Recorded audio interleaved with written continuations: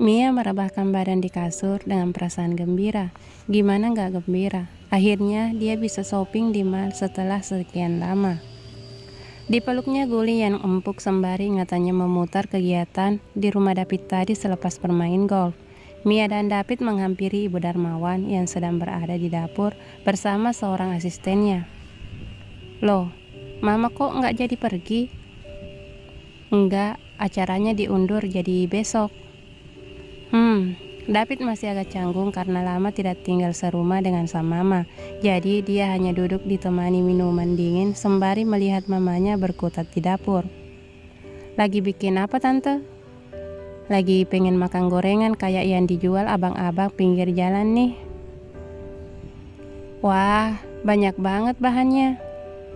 Iya, mau bikin martabak telur, tahu jeletot dan lainnya. Memangnya Mia tertarik sama masak-masak? Wah, itu pekerjaan Mia setiap hari tante. Mia menjawab dengan riang gembira. David yang duduk sambil minum lantas tersedak-sedak. Bukankah Mia terlalu jujur?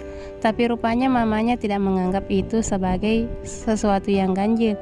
Mikirnya mungkin masak sebagai hobi. Oh ya? Kebetulan Mia lagi senang aja sih nyoba-nyoba resep yang ada di YouTube. Belum bisa dibilang pinter juga. Hehe. David mencoba menarik dan menghela napas setenang mungkin. Meski Mia terdengar sangat percaya diri, mamanya kan tidak sedang memuji kalau Mia pintar masak. Lagi pula, mamanya David sudah dekat dengan aneka menu dan resep makanan. Soalnya salah satu usaha mereka bergerak di bidang kuliner. Jadi kalau Mia mau mencari pengakuan di bidang ini, dia kurang beruntung. Aduh, kepala David mulai pusing, mata berkunang-kunang, ditetapnya Mia yang matanya berpijar bahagia. Soalnya anak muda sekarang kan jarang yang bisa masak. Masakan keterampilan dasar yang sebaiknya dikuasai siapapun tante, cewek atau cowok, cukup bisa masak menu sederhana, nggak harus sampai ahli. Mia mulai so yes dan kecantilan sama mamanya. Sampai di sini David benar-benar kehabisan akal. Dia ingin segera mengeluarkan Mia dari area dapur. Mama dan asistennya tetap sibuk mengiris-ngiris daun bawang dan sebagainya. Sejenak David pun lega karena Mia berhenti mengoceh. Tapi tak berapa lama anak itu merepet lagi. Tante, kemarin Mia kebetulan habis nonton cara bikin singkong keju merekah. Tante mau nyoba nggak? Rupanya masih banyak ide Mia untuk mengobrol bersama mamanya. Kenapa anak ini begitu sok kenal, sok dekat? Mentang-mentang baru saja mampu menarik hati papanya. Mamanya tidak suka singkong, jadi kalau Mia mau sok hebat dengan resep singkong merekah-merekahnya itu, dia salah menu. Oh ya? Iya tante, jadi singkongnya tuh digoreng setengah mateng, terus dicemplungin ke es yang udah dibumbui ya kan? Lalu... Belum selesai Mia menjelaskan dengan berapi-api, tiba-tiba David menarik tangannya menjauh dari mamanya yang sedang mengaduk-aduk adonan. Aduh. David, jangan kasar-kasar sama perempuan. Iya tante, masa Mas David pernah lempar-lempar Mia? David, mamanya menoleh ke anak itu sembari dua tangannya bertengger di pinggang. Lempar pakai bantal doang mah, beneran. Pakai kulit buah juga pernah kok Tan. Apaan? Kulit duren? Cuma kulit jeruk juga? Tetap aja itu namanya tidak sopan David. David kesal karena dia jadi kena omel gara-gara Mia. Dia terus menarik Mia agar keluar dari dapur. Dia menggeret gadis itu menaiki tangga hingga masuk ke sebuah kamar yang luas. Ditutupnya pintu kamar dan dikuncinya Mia dari dalam. Mas David, Mia memasang kuda-kuda, dua tangannya bersiap menunjuk. Awas, berani apa-apain Mia. Dipindainya Mia dari atas ke bawah dengan mata menyipit. Mentang-mentang lagi cantik, mulai sok laku aja anak ini, betin David. Jangankan Mia, Persia saja tidak pernah David apa-apain. Paling curi-curi ciuman sedikit. Nggak akan. Ya, sebaiknya begitu. Mia berdaham canggung karena tiba-tiba merasa pede sekali dia.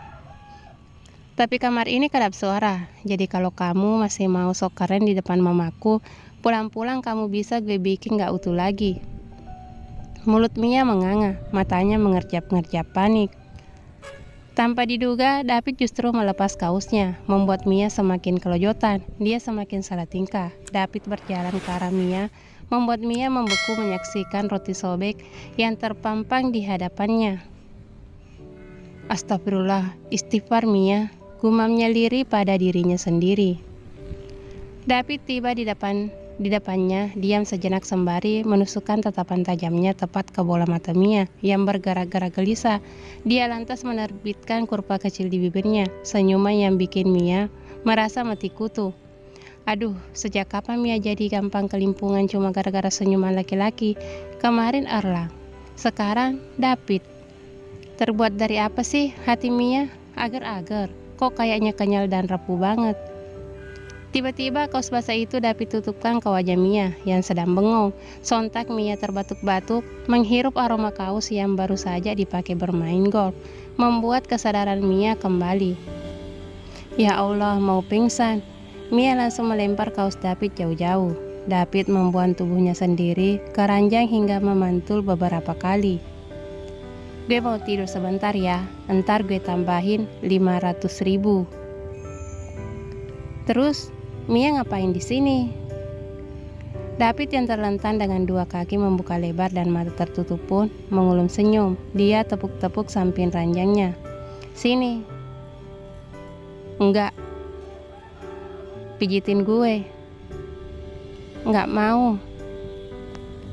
Ya udah, tetap di tempat lo. Soalnya kalau lo gue biarin keliaran di rumah ini bisa bahaya, bisa mendongeng macam-macam sama semua orang yang kamu temui.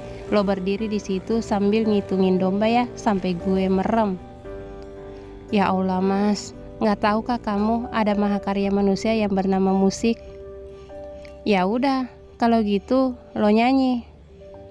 YouTube mas, YouTube. Suaramu lebih berharga Mia, mahakarya Tuhan. Mia pun menyanyi dengan nada lempeng dan wajah sama sekali tidak bersemangat. Domba hitam apa kau punya wol? Ya pak, 3 kantung penuh. Lagunya bahkan bertema domba. Bersambung.